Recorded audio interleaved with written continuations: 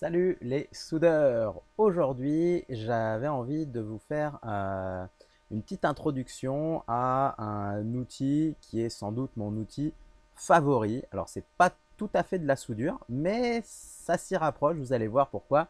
Il s'agit de cette bête.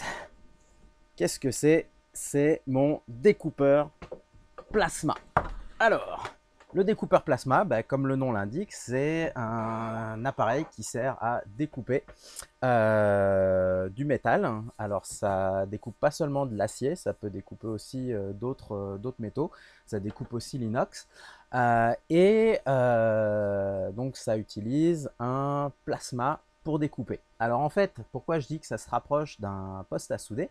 Parce que en fait c'est grosso modo comme un poste à souder à l'arc, sauf que au lieu d'amener un métal d'apport, et ben en fait le bain de fusion qui est créé par le poste, il est soufflé par de l'air comprimé. Alors, il y a certains postes qui utilisent d'autres types de gaz, mais tous les trucs grand public et puis même professionnels, la plupart du temps, en fait, c'est juste de l'air comprimé qui est envoyé.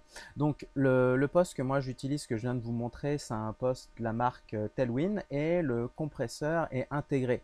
La plupart du temps, en fait, vous pouvez utiliser un compresseur à part. Et du coup, ça fait des appareils plus petits, moins lourds, mais il faut le compresseur derrière. Alors très rapidement, juste, hop, si je vous montre un peu le fonctionnement du truc. Donc ça, c'est la torche. Il y a un bouton pour déclencher, c'est assez simple. Quand on appuie, ça crée l'arc électrique et l'air commence à sortir. Et donc, vous êtes prêt à découper. Donc en termes de consommables, ici, il y a une coiffe qui peut se dévisser. Alors, je dis consommable parce que je vous expliquerai un peu plus tard, elle peut quand même s'user, en particulier si vous avez des projections, si vous découpez pas bien et que le bain de fusion il lui ressaute dessus, ça peut finir par la détériorer quand même. Donc, si on dévisse à l'intérieur, on trouve quoi? Alors, ça, c'est euh, une bague recouverte de téflon qui va tourner avec l'air comprimé et qui va permettre de créer un vortex d'air en sortie de tuyère pour diriger donc l'air et pour bien chasser le bain de fusion. Ensuite ici on a une électrode qui, vous voyez, qui est montée sur un espèce de ressort. Donc ça permet de garder l'électrode au contact de la tuyère. Je vais vous expliquer ce que c'est la tuyère dans quelques secondes. Donc ça, alors je l'ai peut-être bien serré, ouais.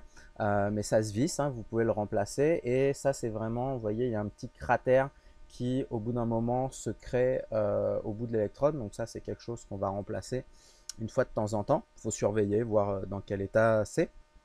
On peut quand même pas mal découper, hein. Je vous dirais, par rapport à une meuleuse, quand on fait de la découpe avec un disque, si vous coupez avec du disque pour faire des tracés fins de 1 mm ou 1,2 ou même 1,6, vous allez pouvoir couper beaucoup plus de tôle avec une électrode et une tuyère que ce que vous pouvez couper avec juste un disque. Donc de ce point de vue-là, c'est rentable, surtout que voilà, il n'y a pas de gaz, hein, c'est juste de l'air, de l'électricité. Donc ça, c'est la tuyère qui va permettre, il y a un petit trou au bout, qui va permettre donc de créer l'arc électrique aussi et de diriger le flux d'air pour chasser le bain de fusion. Voilà, donc ça se met hop dans la coiffe, on vient visser le tout et on est prêt. Donc le poste, en fait, je disais, ça ressemble beaucoup à un poste à souder à l'arc. Et en fait, il y a certains postes à souder à l'arc qui font aussi l'option découpe plasma, parce que c'est vraiment le même principe de fonctionnement. On crée un arc électrique, ça crée un bain de fusion, et là, si on balance de l'air au travers, le bain de fusion il va se faire chasser. Alors du coup aussi, on retrouve certaines informations semblables à ce qu'on trouve sur un poste à souder, à savoir on a à l'arrière une petite plaque signalétique. Vous voyez rien, il n'y a pas la mise au point. Hop, voilà, c'est mieux. Qui va donner les informations pour le facteur de marche. Donc en fait, il y a exactement comme pour un poste à souder, il y a un facteur de marche là-dessus. Donc là, par exemple, celui-là, si je regarde, ça dit 30% à 35 ampères, 60% à 24 ampères. Donc, alors ça, c'est quand même un paramètre assez important pour ça, parce que exactement comme pour un poste à souder, dès que vous dépassez le facteur de marche, il va se mettre en protection thermique. Et vous voyez, donc là, celui-là, donc il y a un potentiomètre à l'avant qui permet de régler l'intensité. Ouais. Et ce poste-là, donc il peut monter à 40 ampères. Et donc 40 ampères, je vous ai dit 30% à 35 ampères. Donc 40 ampères, on est encore plus bas que ça, on est peut-être à 20%. Donc ça veut dire qu'à 40 ampères, avec ce poste-là, vous allez pouvoir découper pendant peut-être 2 minutes. Et après, pendant 8 minutes, en théorie, faut attendre qu'il refroidisse. Donc juste, alors pour ceux qui se demandent, avec 40 ampères, qu'est-ce qu'on peut découper? Ça dépend un peu, mais grosso modo avec ce poste là j'ai déjà coupé de la tôle de 12 mm. Alors c'est sûr que si vous êtes à 40 ampères sur de la tôle de 12 mm, votre vitesse d'avance va être relativement faible, donc vous allez peut-être couper je sais pas moi 10-15 cm avant qu'il se mette en protection. Là faut attendre à nouveau. Après, sur de la tôle fine, par exemple de la tôle de 2 ou 3 mm, là vous pouvez être avec une vingtaine d'ampères, même peut-être moins que ça, dépendamment à quelle vitesse vous avancez. Et du coup là vous pouvez y aller. Alors après, souvent sur un poste à souder, on dit que 60%, un poste à souder à l'électrode enrobée, on dit que 60% ça fait qu'on peut travailler en continu parce qu'on enlève l'électrode, etc. Là, quand vous faites de la découpe, vous pouvez vraiment être en continu hein, sur de la longue distance. Donc les 60% là, à 24 ampères, moi ça m'arrive quand même régulièrement, même sur de la tôle de 3 mm, d'arriver en limite de facteur de marche parce que voilà, l'appareil il chauffe et donc c'est la petite pause syndicale. Donc voilà, un élément quand même à regarder si vous voulez acheter un poste. Après, les autres choses à regarder quand vous achetez un poste, est-ce que vous avez besoin d'avoir le compresseur intégré ou pas? Ça peut, alors après ça dépend, hein, ça dépend vraiment des gens. Après, est-ce que vous voulez investir dans un poste qui fait aussi du soudage TIG et autres et qui a l'option plasma? Ça permet d'avoir juste une machine plutôt que d'en avoir plusieurs. Donc tout ça, ce sont des choses à considérer, sachant que dans les postes, on va dire d'entrée de gamme, mais qui font quand même des découpes vraiment correctes, si vous n'avez pas besoin d'avoir un tracé vraiment propre, et si c'est plus pour découper vite fait des trucs, vous pouvez trouver des choses. Alors il y a Lidl qui en a un une fois de temps en temps, mais aussi sur AliExpress ou sur Amazon, les trucs premier prix. Donc pour à peine plus que 100 euros, vous pouvez avoir un truc. Alors évidemment, vous n'aurez pas le compresseur intégré. Les facteurs de marche risquent d'être pas formidables, mais malgré tout, vous pouvez avoir un truc qui découpe, sachant que c'est quand même un appareil, comme je le disais, assez génial. Alors évidemment, ça crée un bain de fusion, ça chasse le bain de fusion, donc surtout à l'arrière de la pièce que vous voulez découper, vous allez avoir des projections, mais c'est vraiment moins sale que par exemple de couper avec une meuleuse. Et puis par ailleurs, les projections elles vont derrière, alors que la meuleuse, avant que vous ayez coupé le métal, vous avez beaucoup de projections qui reviennent dessus. Donc, ce sont des choses à considérer. Alors évidemment, voilà, faut voir, mais sérieusement, c'est quand même assez. Enfin, moi, comme je disais, je peux vraiment pas m'en passer. Et vous pouvez aussi, par rapport à une meuleuse où c'est dur de faire des choses arrondies, avec ça, vous pouvez vraiment faire un peu toutes les formes que vous voulez. Donc, c'est quand même assez génial. Alors, je vous ai fait quelques petites démos en vidéo que je vais vous présenter maintenant. Donc, ce que j'ai fait, c'est différents types de découpe. C'est sur de la tôle de 3 mm et je m'étais réglé à 20 ampères. Voilà, donc comme c'est encore une fois comme un poste à souder, vous êtes en train de créer un bain de fusion, il y a du métal en fusion, vous êtes en train de créer un arc électrique, bah, portez vos équipements personnels de sécurité. Donc les gants évidemment parce que bah, les pièces deviennent extrêmement chaudes, des vêtements en coton, la cagoule. Alors, vous allez voir, ça se peut, dépendamment de la tension à laquelle vous êtes en train de, enfin, de l'intensité à laquelle vous êtes en train de découper. Ça arrive parfois que même avec une forte intensité, enfin une forte comment dire, sensibilité sur le casque, que ça ne se déclenche pas. Donc l'intensité de l'arc est quand même moins intense que quand vous êtes en train de faire de la soudure. Mais bon, n'hésitez quand même pas à vous protéger les yeux en ayant une cagoule. Voilà, donc allez, je vais vous montrer les découpes. Donc, alors, j'ai commencé par, enfin, j'ai pris une tôle et j'ai fait juste des tracés dessus pour pouvoir les suivre. Voilà, donc le premier tracé, désolé, c'est un peu flou, j'ai juste coupé droit, mais à main levée. Donc, vous voyez, 3 mm d'épaisseur. Et donc, vous pouvez voir un peu la vitesse d'avance.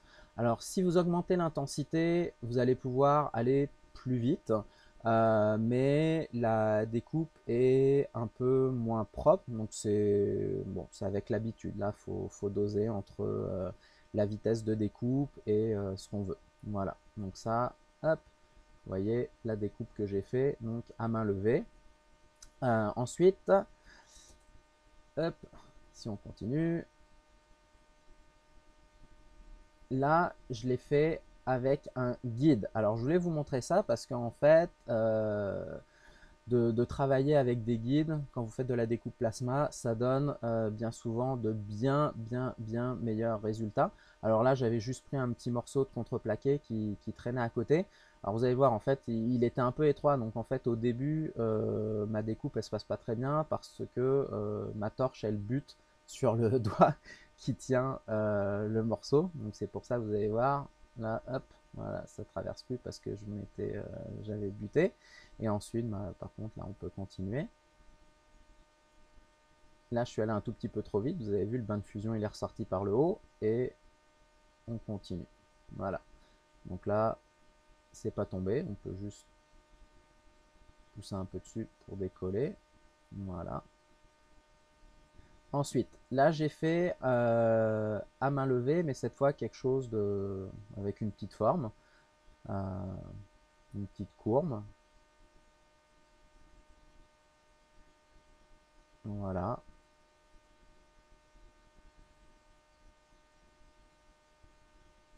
Donc vous voyez, ça avance quand même, ça c'est de la 3 mm, encore une fois, ça avance quand même assez vite. Hein. Si vous comparez à la vitesse de découpe avec un disque à la meuleuse, ça va quand même plus vite. Donc voilà, on arrive avec quand même quelque chose de sympa.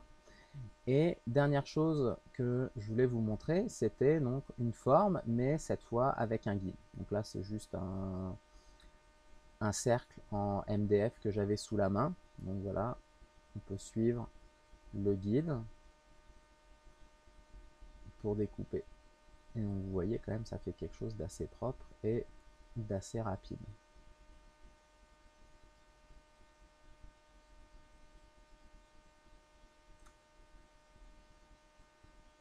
Voilà.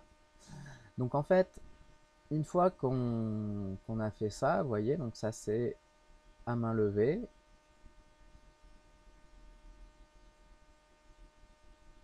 Ça c'est guidé droit. On voit quand même que la découpe, ben, elle est pas mal plus régulière. Là, le petit point qu'on voit ici, c'est le moment où le bain de fusion il était passé vers le haut. Mais bon, ça juste avec un petit coup de disque à lamelle, ça part. La forme libre. Et enfin, le cercle guidé. Vous voyez, dès qu'on prend quand même quelque chose pour se guider, ça fait des choses quand même vraiment très propres. Donc là, de l'autre côté de la pièce, il y a le métal en fusion qui s'échappe et une partie va venir se fixer derrière, derrière la pièce. Donc vous voyez ici, il y a un côté où il n'y en a pas beaucoup, un côté où il y en a plus. Ça c'est juste parce que pour peu que votre angle, votre torche, elle soit tenue légèrement penchée d'un côté ou de l'autre, bah, le métal il va plus s'accumuler d'un côté ou de l'autre tout simplement. Voilà. Donc vous voyez, ça fait comme un petit bourrelet sur le bord. Alors la bonne nouvelle, c'est que ça s'enlève quand même très facilement. Donc soit avec un petit marteau en tapant dessus, soit ici j'avais pris un ciseau à bois euh, qui était déjà pas mal usé. Donc voilà, vous pouvez juste taper légèrement sur, sur ce petit bourrelet de métal et ça le fait sauter sans problème.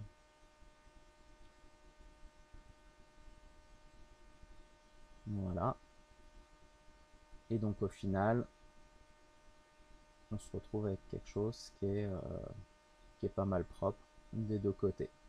Donc ça fait quand même, alors c'est pas aussi net on va dire que si vous êtes avec un disque à lamelles, mais c'est quand même très très propre.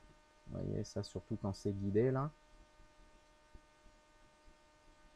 Et même si on est à main levée, bon c'est sûr qu'il y a plus d'irrégularité, mais ça donne quand même quelque chose de vraiment propre. Donc ça c'est de l'autre côté, une fois qu'on a nettoyé.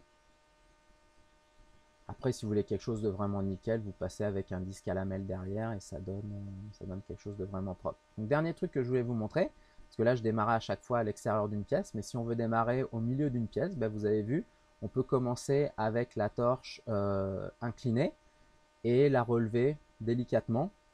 Je vais vous remontrer pour ceux qui n'ont pas bien vu. Ici, hop. Donc au début, le bain de fusion, bah, il s'échappe par le dessus. Vous inclinez vers l'avant et hop, ça finit par percer. Et donc ça, c'est si vous voulez faire des formes intérieures. Alors évidemment, vous pouvez aussi pré-percer, partir dans le trou et découper après. Hein, ça fonctionne aussi très bien. Mais donc soit l'un, soit l'autre. Vous avouerez, ça dépend un peu de l'épaisseur de la pièce. Si vous êtes sur de la tôle épaisse, vaut peut-être mieux faire un trou juste parce que sinon, avant que vous arriviez à percer en inclinant, ça peut quand même faire beaucoup de projections par le dessus. Donc c'est pas nécessairement l'idéal. Vous voyez là, on voit il y a un tout petit morceau de métal. Donc ça, c'est juste au début parce que voilà, c'est le bain de fusion qui était ressorti par le dessus. Il suffit juste de le gratter un petit coup, ça part et ça donne quelque chose de propre. Ouais.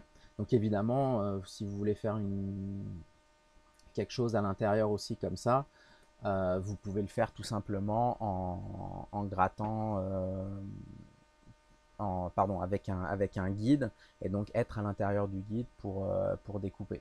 Après, il y a tout un tas d'accessoires qui peuvent s'acheter avec qui sont adaptés souvent à un type de torche. Donc vous allez avoir par exemple des chariots pour garder un petit espace, ça permet d'user un peu moins les consommables. Et donc un petit chariot qui est sur roue, donc pour avoir un mouvement vraiment fluide, vraiment régulier à la surface de votre tôle. Il y a aussi comme des compas pour si vous avez besoin de faire des cercles. Donc du coup, bah là, pas besoin de guide, hein, ça tient votre torche, vous pouvez régler la distance et tracer un cercle donc, pour suivre. Voilà, il y a toutes sortes d'accessoires qui existent. Après, donc ça c'est manuel, mais évidemment vous avez aussi des tables de découpe. Alors soit la table déjà équipée avec la torche plasma, ou alors il y a certaines torches, certains postes qui sont compatibles avec une table. Donc là vous pouvez acheter juste la table qui est pilotée et installer votre torche à l'intérieur pour faire de la découpe plasma. Ça c'est si vous avez besoin vraiment de faire des choses nickel avec, donc vous pouvez utiliser après votre ordinateur pour faire vos tracés, etc. pour découper. Voilà. Donc encore une fois, un outil qui est vraiment génial, pas si cher que ça, alors soit d'occasion, soit juste si vous allez sur des trucs voilà, sur AliExpress, mais vraiment super pratique. Si vous avez des questions, n'hésitez surtout pas à me les poser dans les commentaires. Et puis sinon, bah, vous pouvez faire des likes, vous pouvez vous abonner et je vous dis à la prochaine.